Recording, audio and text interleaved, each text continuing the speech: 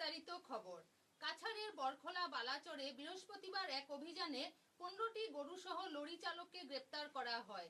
শুক্রবার গভীর রাতে ওসি কুলেন্দ্র কুমার হুজুরির নেতৃত্বে বরখোলা পুলিশের চালানো এক অভিযানে লরি চালককে 15টি গরুসহ গ্রেপ্তার করা হয়। পরে তারা লরিটি জব্দ করে এবং 15টি গরু উদ্ধার করে। গরুগুলোর কোনো বৈধ কাগজপত্র না থাকায় লরি চালককে গ্রেপ্তার করা হয়। গ্রেপ্তারকৃত ব্যক্তির নাম মঈন উদ্দিন। তিনি মরিগাঁও জেলার মুরাসুতিপাম কুচিয়ানি এলাকার বাসিন্দা। গরুগুলো মরিগাঁও থেকে বাংলাদেশে পাচার করা হচ্ছিল। গ্রেপ্তার হওয়া ব্যক্তিকে শনিবার শিলং আদালতে পাঠানো হয়েছে।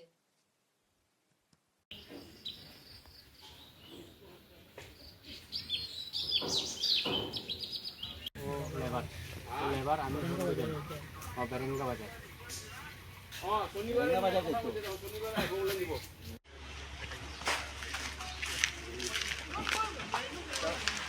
ভাই তোমার কিতা লাগি নয় ইয়া পুলিশে কিতা লাগি ধরলো তোমারে?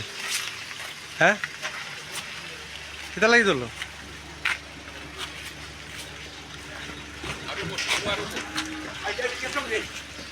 আর এজন কোন